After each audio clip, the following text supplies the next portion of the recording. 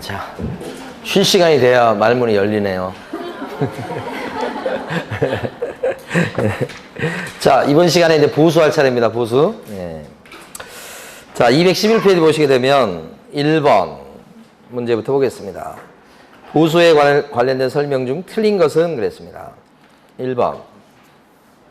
개업공인회사가 소정의 보수를 초과해서 사례비 명목으로 금품을 받은 경우 중개사 법령 위반이다 그랬어요. 어때요? 법령 위반입니까? 초과해서 받으면 법령 위반이 돼서 금지행위로서 1학년 일반. 그쵸? 예. 개공이니까 어떻게 돼? 자, 개공이 초과보수입니다. 어떤 제재를 받을까요? 초과보수. 이렇게 하면 금지행위가 돼. 물론 1학년 일반이고 그 다음에 또요? 임등치. 금지행위니까요. 이게 금지행위죠? 그래서 임등치 이렇게 되지. 이렇게.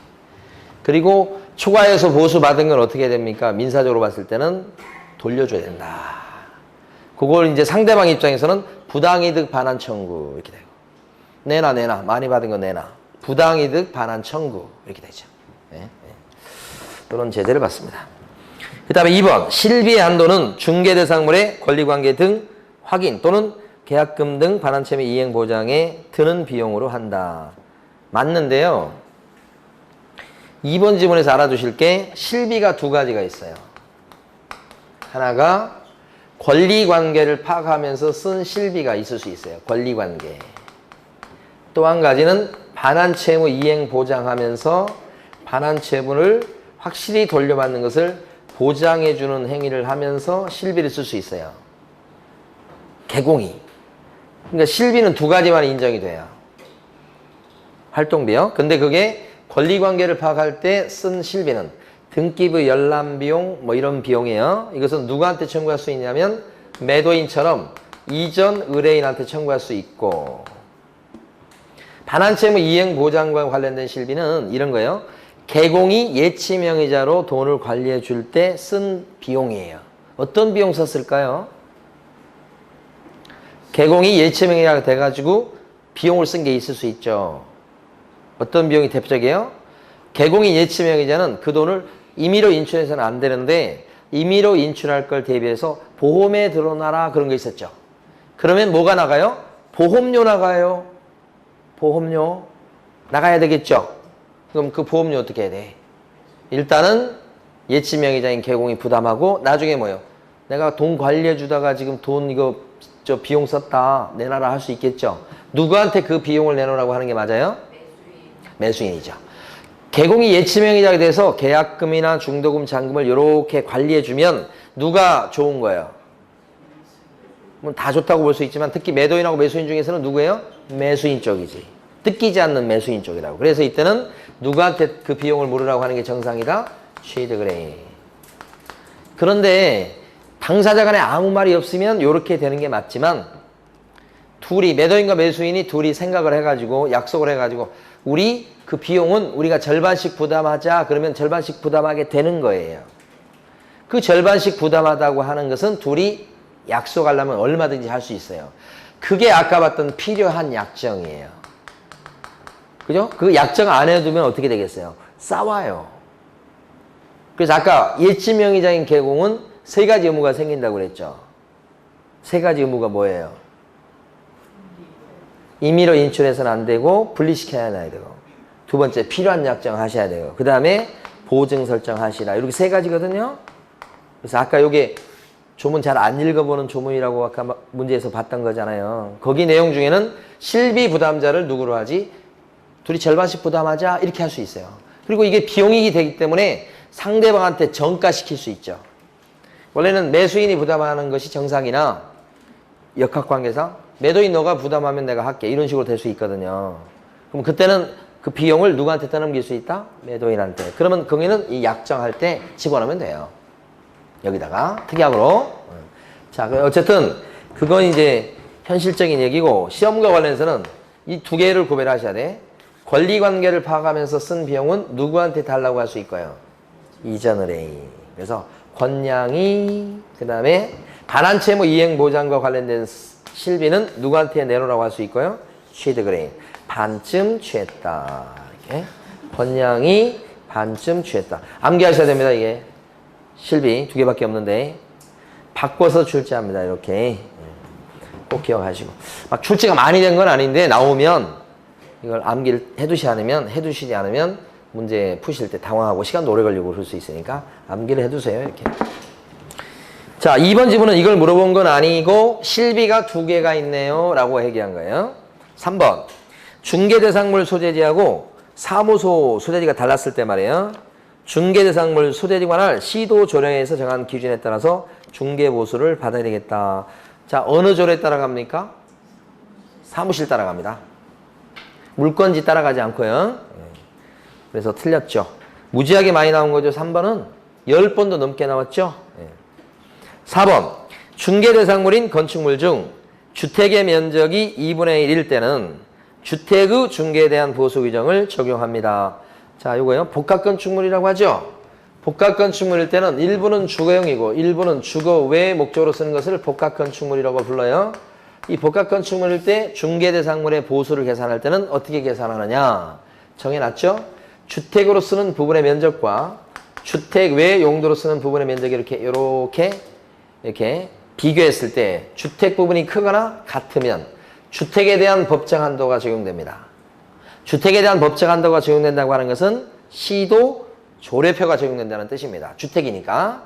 근데 만약에 복합건축물인데 면적을 보니까 주택 외 용도로 쓰는 부분의 면적이 더 커요. 점포 부분이 더 크다. 이렇게 되면 주택 외 중개대상물에 대한 한도 규정이 적용된다. 주택의 중개대상물에 대한 한도는 어떻게 되나요? 0.9죠. 요건 뭐가 적용된다고요? 시도 조례표가 적용된다. 이렇게 복합건축물에서는 정해놨어요. 그러니까 여기 지금 지문에서는 어떻게 나오냐면 주택의 면적의 2분의 1이라고 했으니까 어디에 해당돼요? 딱 절반이라는 얘기죠. 그러면 뭐 따라갑니까? 주택. 그래서 이런 빨간 케이스는 어떤 거냐면 2층 상가주택이라고 생각하시면 돼요. 2층짜리 잘 없는데 해가 2층짜리 상가주택이다 그러면 1층과 2층인데 1층은 점포고요. 2층은 여기는 주택이에요. 이렇게 1층은 편의점, 2층은 주택. 그리고 이게 등기부가 1개예요. 그럼 일부는 주택 외 용도로 쓰고 일부는 주택의 용도로 쓰는 거니까 복합건축물에 들어갑니다. 근데 1층과 2층의 바닥 면적이 똑같아요. 그러면 요거예요.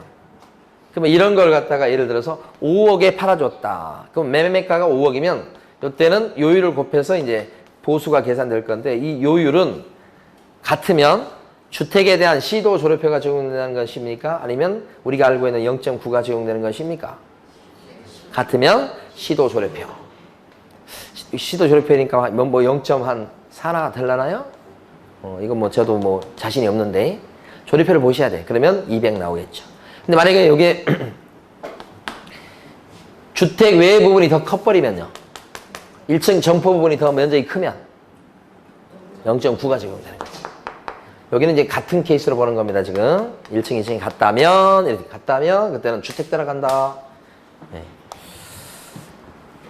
경계를 물어봤습니다, 시험에도. 2분의 1을 딱 물어봤죠. 그 다음에 5번. 주택임대차의 중개보수는 쌍방으로부터 각각 받되, 일방으로부터 받을 수 있는 한도는 거래 금액의 1,000분의 8 이내로 합니다. 그랬어요. 어때요? 거래 금액의 1,000분의 8 이내, 맞습니까? 임대차니까. 맞죠? 그러니까 여기 주택 쪽으로 가게 되면 우리가 주택과 주택 외 부분이 있잖아요. 주택이 있고 주택 외 부분이 있어요. 이렇게. 그러면 주택 아닌 물건들. 주택 쪽으로 가게 되면 이때는 국토교통부 0이 정하는 범위 안에서 또 뭘로 정합니까? 시도 조례로 정합니다. 이렇게 되는 거고요. 주택 쪽으로, 주택 외 물건으로 가면 국토교통부 0으로 정합니다. 이렇게 되죠. 조례표가 없죠, 이쪽은. 주택 외 물건은 어떤 걸 얘기하는 거예요? 상가나 공장, 오피스텔 이런 거 얘기하죠. 등등등. 여기는 주택만 얘기하는 거고. 그러니까 5번 지문에서는 주택 임대차의 중개보수는 그랬으니까 이쪽이에요. 근데 국토교통부 0에 가면 매매나 교환일 때는 0.9까지 받는다고 돼 있고요. 임대차 등은 몇 프로까지 받게 돼 있어요? 0.8. 사실 요게 끝이 아니고 요 범위 안에서 시도 조례표로 또 정하죠. 그 정해놓은 것은 이거보다 좀 줄어요. 보통 0.6, 0.5, 0.4. 진짜는 요게 적용돼요.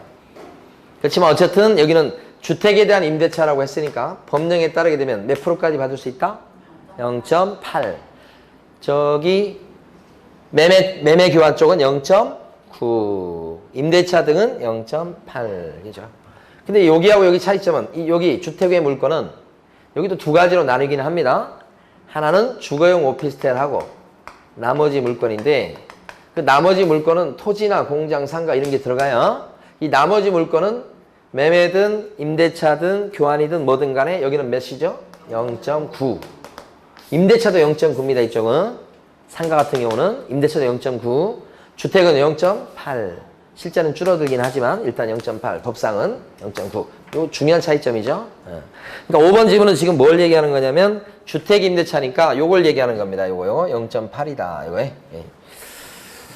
그래서 정답은 여기 3번이고요. 기출문제입니다. 이거. 자, 212페이지 가십니다. 보수 등에 관한 설명으로 틀린 것은 했습니다. 1번. 주택의 중개에 대한 보수는 국토교통부령이 정하는 범위 안에서 어떻게 해요? 특별시, 광역시, 도 또는 특별자치도의 조례로 정합니다. 주택에 대한 중개보수는 요거네요. 그렇죠? 그럼 국토부령이 정하는 범위 안에서 뭐요? 시도 조례로 정합니다. 이런 뜻이니까 맞는 얘기죠. 그 다음에 2번. 주택 외 중개대상물에 대한 중개보수는 오른쪽에 있는 칠판에서 의뢰인 쌍방한테 각각 받되 쌍방으로부터 합산해서 받을 수 있는 보수의 한도는 거래금액의 1천분의 9 이내다. 어디가 틀렸습니까 지금? 쌍방한테 각각 받되는 똑같아요. 다시 한번. 요건 지금 조문을 보게 되면 이쪽이나 이쪽이나 다 똑같습니다. 중개보수는 쌍방한테 어떻게 받냐면 각각 받되 이렇게요. 그런데 일방한테 받을 수 있는 뭐요? 한도는 이렇게 나옵니다. 응? 요게 여기에도 이런 표현이 나오고 여기도 그런 표현이 나와요. 그러니까 요게 이제 어떤 그 일반 원칙이죠. 복비는 양쪽에 어떻게 받아요? 각각 받고 한쪽한테 받을 수 있는 한도가 어떻게 되냐? 이거다 이렇게 되는 거예요. 이거다 이렇게 되는 건데 한도란 말이 오면 반드시 앞에 무슨 말이 와야 돼요? 일방 한도입니다. 일방 한도. 그렇게 보셔야 돼. 그러니까 여기는 지금 쌍방 합산 뭐 이렇게 하고 있잖아요. 지금 틀렸죠? 일방에게 받을 수 있는 한도는 거래금액 어떻게 해요? 1천분의 9 이내로 한다. 앞쪽에는 쌍방이 맞아요. 그러니까 쌍방한테 각각 받되 일방한테 받을 수 있는 한도는 이렇게 요거 이쪽에도 적용되고 이쪽에도 적용되고 그렇습니다. 이게 조문이 똑같이. 자, 그 다음에 3번. 건축물 중 주택의 면적이 2분의 1 이상일 때는 주택의 중개에 대한 보수 한도 규정을 요율을 적용합니다. 2분의 1 이상이라는 게 요거죠. 요게 이상이죠. 주택 가지고 기준해서 따집니다. 주택의 면적이 2분의 1 이상일 때는 주택 따라갑니다. 주택의 면적이 2분의 1이 안 되면 미만이라고 표현합니다. 그때는 뭐 따라가죠? 외 따라갑니다. 이렇게. 이상일 때는 주택, 미만일 때는 외 이렇게. 자, 3번도 맞고 3번은 맞고요. 4번. 개별 공인인사는 권리관계 확인에 소요된 실비를 누구에게 청구할 수 있다. 권양이니까. 뭐 지워버렸네. 권양이 반쯤 취했다. 권리관계니까 누구한테요? 이전 의뢰인, 매도인, 임대인 이런 사람이죠. 5번. 교환계약의 경우는 교환 대상 중개상물 중 거래 금액이 큰 중개상물 가액을 중개보수 산정 기준으로 기준이 되는 거래금액이 된다. 교환일 때는 둘 중에 큰 금액을 거래금으로 쳐서 복비 계산하죠. 오늘 아실 거고. 답은 틀린 건 2번이었습니다. 자, 오른쪽에 3번 문제 보시겠습니다. 틀린 것은 했습니다. 1번. 자격이 없는 자가 중개사무소 개설 등록을 하지 않은 채 중개업을 갖다가 하면서 거래 당사자와 체결한 보수지급 약정은 무효다.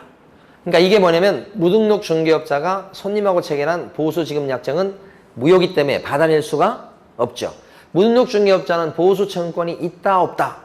없다. 그 얘기하는 거지. 자, 2번. 개별 공인인사와 의뢰인 간의 보수지급 시기에 대해서 약정이 없다면 중개대상물의 거래대금 지급이 완료된 날로 한다. 맞습니까? 거래대금의 지급이 완료된 날로 한다. 맞습니까? 맞죠? 약정이 없을 때는 대금 지급이 완료된 날 이렇게.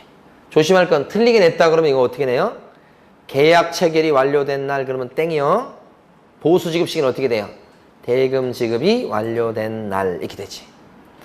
자, 그러면 다시 조심스럽습니다. 지금 매수인청 대리인의 보수 있죠. 매수인청 대리인의 보수 지급 시기는 언제가 돼요? 매수인청 대리인의 보수 지급 시기, 매수인청 대리인의 보수 지급 시기 약정이 없을 때는 대금 지급 기한일로 한다. 알긴 알 것 같은데 말이 안 나와서 그런 거죠. 지금 우리 했던 거죠. 매수인청 대리인의 보수 지급 시기는 어떻게 돼요? 대금 지급 기한일로 한다. 기한일로. 매수인청 대리인 중개보수 지급 시기는 대금 완료된 날로 한다. 이렇게. 하여간 돈하고 관련돼서 다 돈. 네? 자, 그 다음에요. 3번입니다. 주택외 중개상무로 중개보수는 국토교통부령으로 정한다. 주택외 그러면 요건데. 근데 뭘로 정한다고요? 국토부령으로 정한다. 맞죠? 그러니까 여기 지금 3번 지문은 틀리게 낸다면 주택외 중개대상물에 대한 중개보수는 국토교통부를 영이 정하는 범위 안에서 특별시, 광역시, 도, 조례로 정한다. 이딴 식으로 나오면 틀리죠. 주택외 물건은 시도 조례표가 있습니까? 없다. 이걸 꼭 아셔야 돼요. 지금 여기는 맞게 나왔지만 틀리게 나올 때를 꼭 대비하셔야 됩니다. 이렇게 틀리게 낼 가능성이 대단히 높아요. 자, 그 다음에 4번입니다. 주택의 중개에 대한 보수는 쌍방한테 어떻게 받죠? 각각 받습니다. 그 다음에 일방으로부터 받을 수 있는 한도는 매매의 경우는 거래 금액의 1,000분의 9 이내로 한다. 지금 칠판에서 요거 얘기하는 거죠. 지금 요 얘기 쭉 하는 거죠. 언제나 한도 나오면 앞에는 무슨 말이 와야 돼요? 일방. 그러니까 매매 교환이니까 0.9 이렇게 되는 거죠. 자, 4번입니다. 5번입니다. 중개대상물 소재지하고 사무소 소재지가 달라요. 그러면 개혁공인에서는 중개대상물 소재지 관할 시도 조례에 따라서 보수를 받아야 된다. 그렇습니까? 어느 조례에 따라서 보수를 받습니까요? 사무실 따라갑니다. 무조건. 물건지 안 따라가고요. 5번 틀렸죠 또? 10번 이상 나온 거예요. 자, 215페이지 가십니다.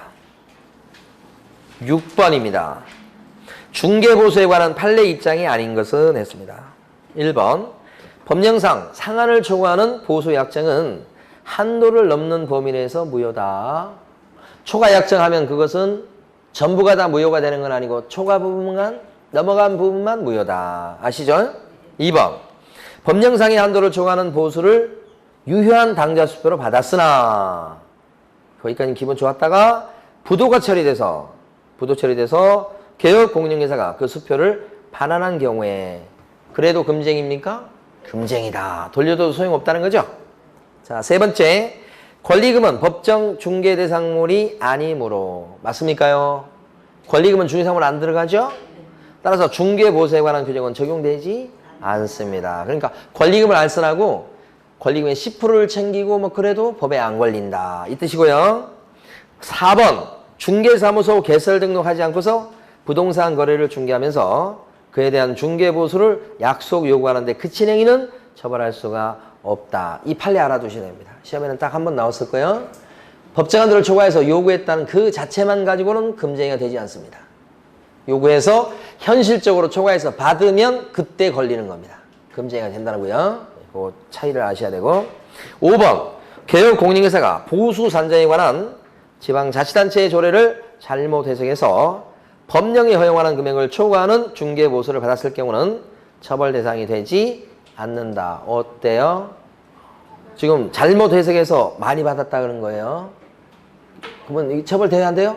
합니다. 아, 실수했는데요? 용서가 안 됩니다. 하여간 많이 챙겼죠? 걸리는 겁니다, 이게.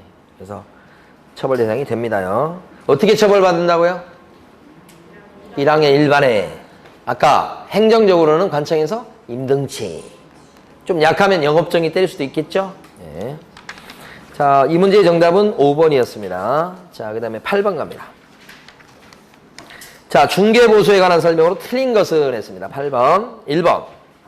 중개보수는 중개 대상에 따라 주택과 주택 외로 구분해서 다른 기준을 적용합니다. 맞습니다. 요 기출 문제는 보니까 여기 칠판에 있는 거 주택하고 주택 외 물건에 따라서 다른 기준이 적용되죠. 요거 나눠서 주택은 요런 기준, 외 물건은 이 기준 구별된다는 게 1번. 자, 2번 갑니다. 2번. 주택의 경우는 중개보수는 중개 내용에 따라서 매매교환과 임대차 등으로 구분하여 다른 기준을 적용합니다. 그쵸? 매매교환은 어떻게 해요?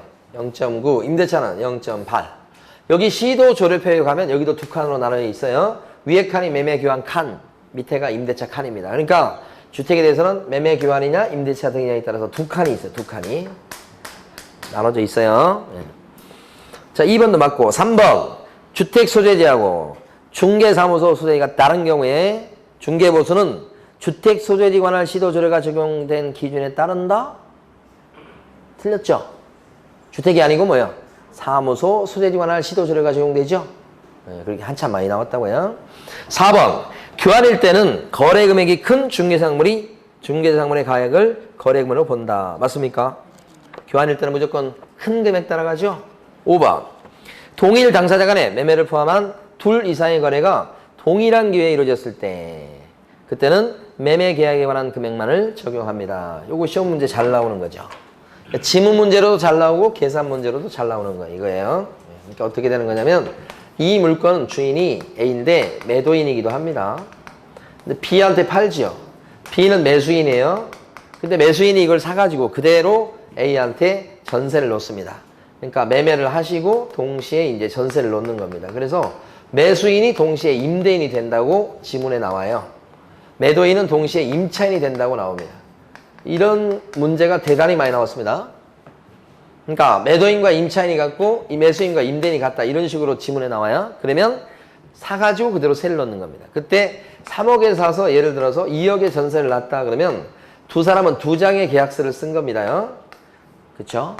그렇지만 이 소개한 개업공인중개사는 복비를 받을 때 두 건을 못 받습니다. 그죠? 이때는 같은 물건을 같은 당사자가 한꺼번에 두 장을 썼다 그러면 복비가 큰 매매 한 건에 대한 복비만 받는 걸로 되어 있고 이것은 못 받는다고 법이 되어 있습니다. 그래서 매매 한 건만 받으시오. 매매 한 건만 받으시오. 이렇게 된 거지. 그러니까 이런 문제가 나오면 요 전세나 임대차권에 대한 요 복비 계산은 할 필요가 없습니다. 어차피 못 받는 거예요. 여기는. 그러면 요 매매권에 대한 요쪽 부분만 계산하시면 돼요. 그죠? 그게 바로 요 5번이에요. 5번.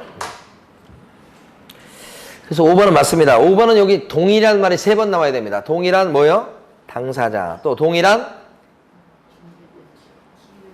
기회. 또 동일한 당사자. 동일한 기회.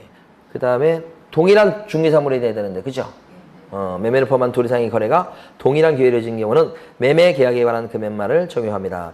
여기는 지금 가만히 보니까 동일한 중개사물이 동일하다는 얘기가 없네요. 들어가야 됩니다, 그거. 동일한 중개사물에 대해서, 그죠? 동일한 당사자 간에, 그죠? 동일한 기회에 이루어졌을 때, 동일한 말이 3번 나와야 돼요. 3번. 2번밖에 없죠. 또 엄밀하게 얘기하면 조금 하자가 있는 겁니다. 다시 한번. 동일한 중개사물에 대해서, 동일한 당사자가, 동일한 기회에, 매매를 포함해서 둘 이상의 거래가 같이 이루어졌을 때, 매매 한 건만 받는다. 그 뜻이니까요. 자, 9번 보시겠습니다. 옳은 것은 그랬습니다. 9번에 1번. 9번에 1번은 정신을 차렸네요, 드디어. 동일한 중개사물에 대하여 이렇게 나오죠? 동일한 당사자 간에 매매를 포함한 둘 이상의 거래가 동일한 기회에 이루어졌을 때는 어떻게 된다고요? 매매 한 건만 받아라. 맞죠, 1번? 네, 여기는 맞는 얘기입니다. 그 다음에 2번. 교환계약의 경우에는 교환 대상 중개사물 중 거래 금액이 적은 금액을 거래 금액으로 한다. 적은 거 아닌데 큰 금액. 3번. 개업 공인중개사의 고의 또는 과실로 인해서 의뢰인 간의 거래 행위가 해제가 되었을 때 지금 계약이 깨졌죠? 누구 탓인가요? 개공 탓이지. 자, 그러면 이때는 보수를 받을 수 있을까요?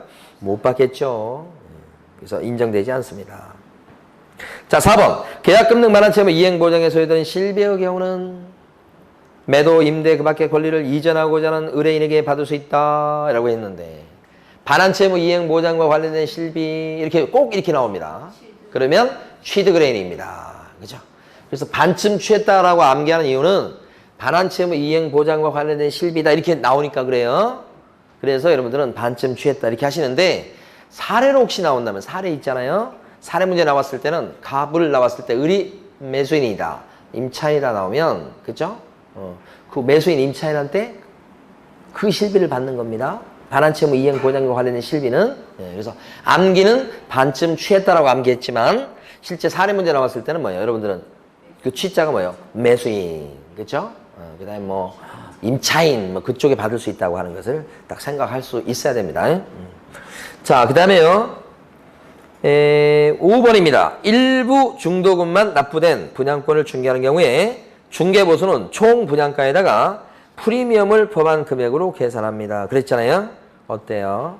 총 분양가에다가 피를 더하는 게 아니고 실제 납입한 금액에다가 플러스 프리미엄. 그게 뭐가 돼요? 총 대금이 돼서 거래 금액이 되는 겁니다. 다시 한번 분양권 전매를 알선했을 때 복비 계산할 때 거래 금액은 어떻게 산출해내요?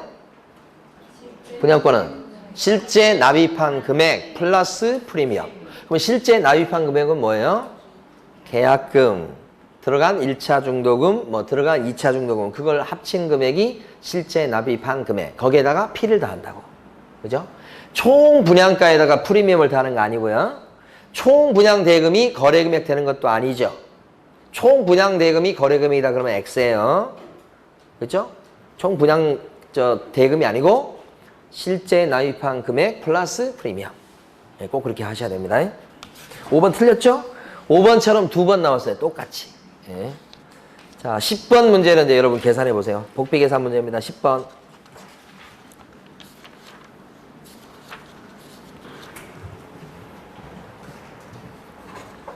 오피스텔 문제가 출제 가능성이 있어요.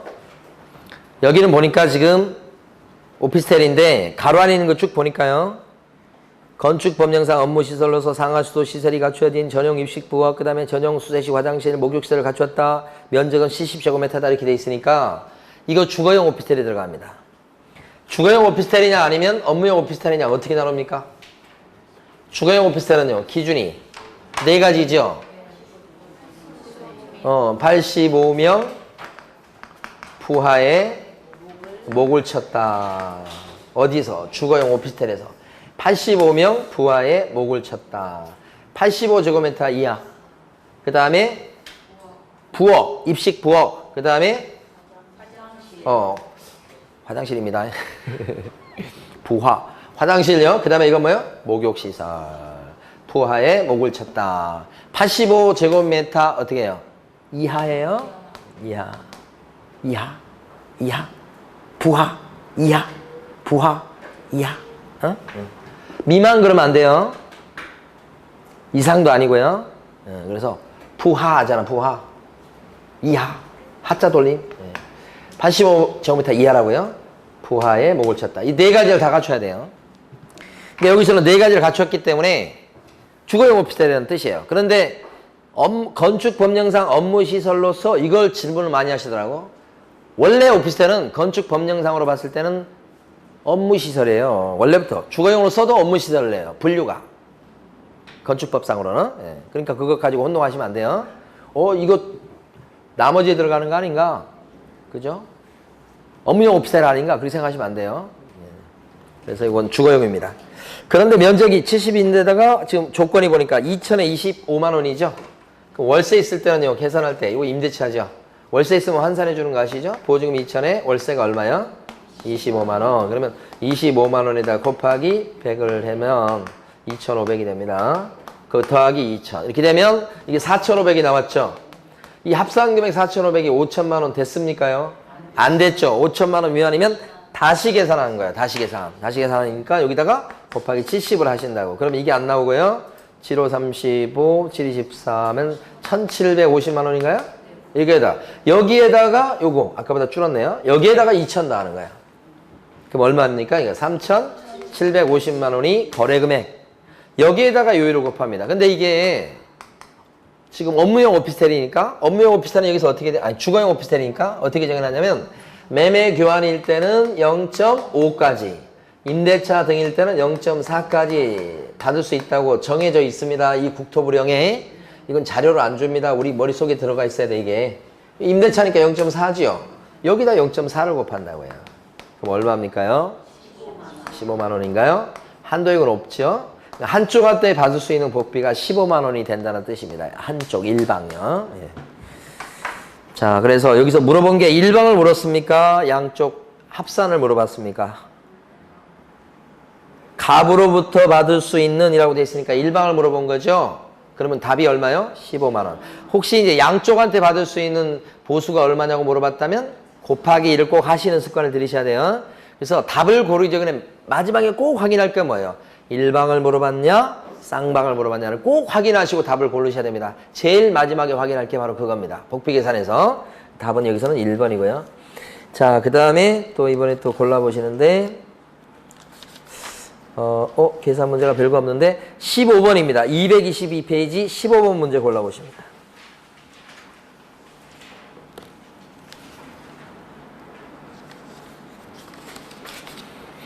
여기서는 총 분양가가 3억이지만 3억이 거래금액이 되는 게 아니죠.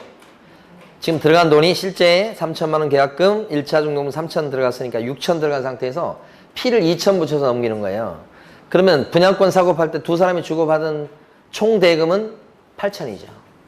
그럼 8천이 거래금액이 되는 거예요. 그리고 이 분양권은 아파트 분양권이니까요. 주택이죠. 장내 건물로서. 그러면 조례표가 적용되죠. 그 조례표가 지금 가로 안에 준 거예요. 거래금액이 지금 8천이니까 5천 이상 2억 미만의 적용을 받겠죠. 그럼 0. 얼마입니까? 5가 됩니다. 그러면 얼마요? 40만 원 나왔나요? 그럼 40만 원은 한쪽한테 받을 수 있는 복비입니까? 양쪽한테 받는 복비가 되는 겁니까? 40만 원은. 일방이죠, 일방? 그럼 한도액은 얼마예요? 80이죠, 80. 그럼 80만 원 안 넘었죠? 그러면 일반한테 받을 수 있는 돈은 뭐예요? 둘 중에 적은 거. 이건 한도액이잖아요. 둘 중에 뭐예요? 적은 거. 문제에서 묻는 것은 일방입니까요? 쌍방을 물었습니까요? 총액을 물어봤죠. 총액은 양쪽을 얘기하는 거죠. 네, 그러면 정답은 얼마예요? 80이요. 이렇게 됩니다. 자, 이번에 어디 풀어보시냐면 224페이지에 있는 19번 문제 풀어보십니다.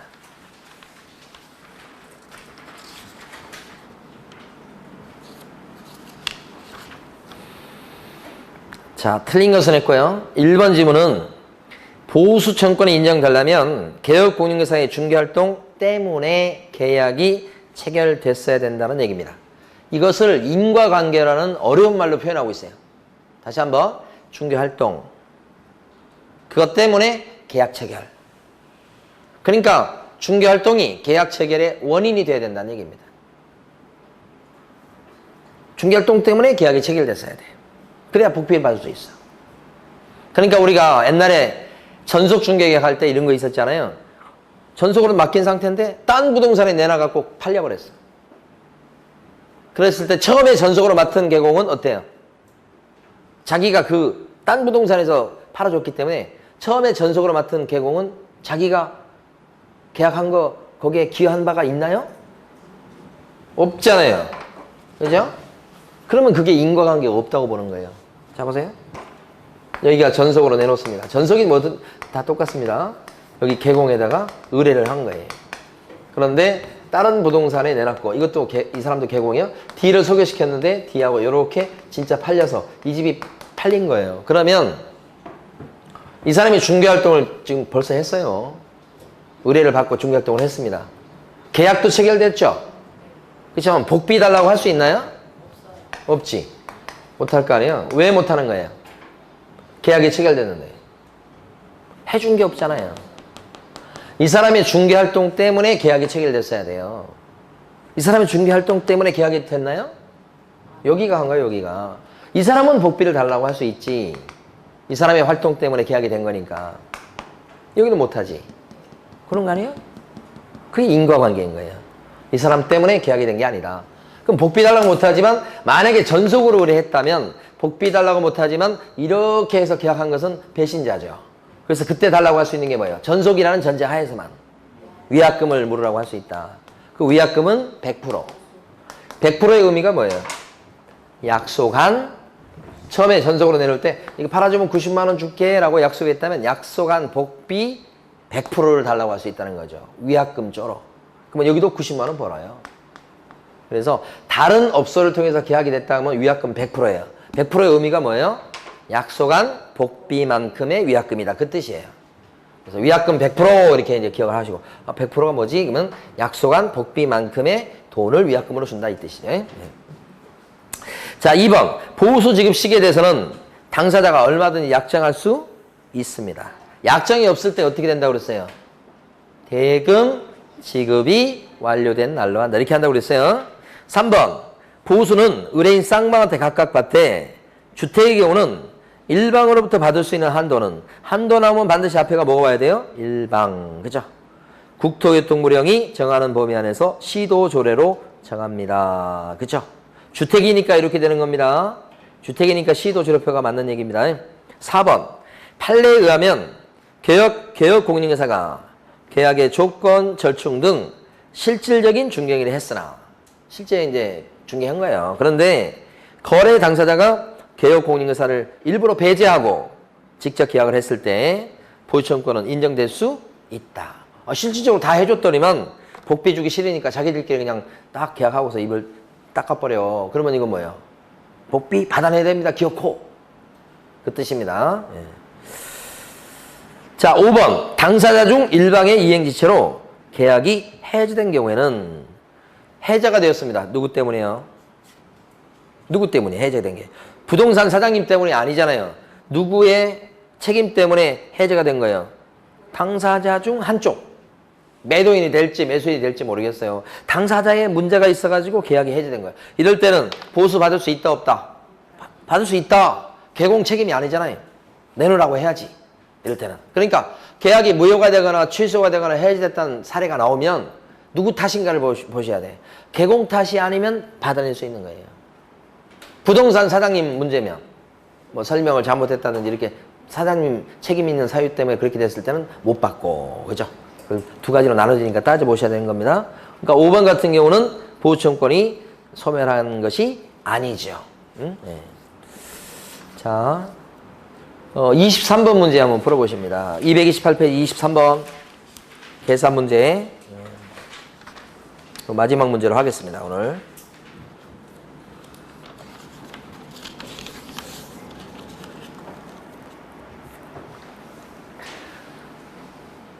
주택입니다. 일단 전제가. 그리고 보증금 6천에 월세 100입니다. 월세 있을 때는 환산을 해주죠. 복비 계산할 때는. 보증금 6천에 월세가 100이니까 100만 곱하기 100을 하면요. 이게 1억 규모입니다. 1억. 더하면 얼마입니까? 1억 6천. 이 주택이니까요. 요게 1억 6천 거래금액이 됐는데 주택 요거 따라갑니다. 여기 적용되겠죠. 요게 지금 밑에 박스에 있는가요? 지금 조례표가? 5천 이상 1억 미만일 때는 0.4. 1억 이상 3억 미만일 때는 0.3 이렇게 돼 있죠. 이거 어디에 들어가나요? 0.3이 되죠. 그럼 여기다 0.3을 곱하시는 거예요. 그럼 48만 원 나오겠네요. 한도액은 있습니까? 없습니까? 조례표에서. 없음이라고 돼 있죠. 그러면 요게 복비입니다. 근데 이것은 한쪽한테 받을 수 있는 복비죠. 자, 이렇게 해놓고 마지막에 보시면 문제에서 묻는 게 한쪽을 물어봤습니까? 쌍방 총액을 물어봤습니까? 그죠? 갑이 을에게 이렇게 돼 있으니까 한쪽만 물어봤으니까 이게 48만 원이 정답. 만약에 총액이 얼마냐 물어봤을 때는 96만 원 되겠죠? 곱하기 2 해서 여기 정답이 몇 번이에요? 4번 이렇게 됩니다. 자, 요 이번 주에 이제 사실 원래 진도 다 끝내려고 그랬는데 도저히 불가능했습니다. 네. 그래서 다음 주에 이제 끝낼 건데 나머지 내용이 뭐 그렇게 많지는 않습니다. 근데 뒤에 나온 내용 중에서 사실은 행정처분과 벌칙인데 당부에 말씀드릴 것은 행정처분과 벌칙은 암기사항이 많죠. 2장 나눠드린 거 있죠. 행정처분하고 벌칙 있죠. 다음 주에 그 표를 꼭 가져오시고 가져올 뿐만 아니라 좀 암기를 좀 한번 해보시고 오셔야 된다. 그래야지 문제 풀 때 이렇게 좀 잘 풀 수가 있죠. 그게 암기가 안 돼 있으면 문제 풀 때 어려워요. 그래서 시험도 이제 얼마 안 남았죠. 우리 중개사법이 얼마나 중요한 과목인지 아시죠? 민법하고 개론 두 개 합쳐놓은 것만큼 중요해요. 우리 중개사법이. 예, 그러니까 암기할 내용들을 지금은 시간을 좀 투자하셔서 암기를 좀 해주셔야 된다.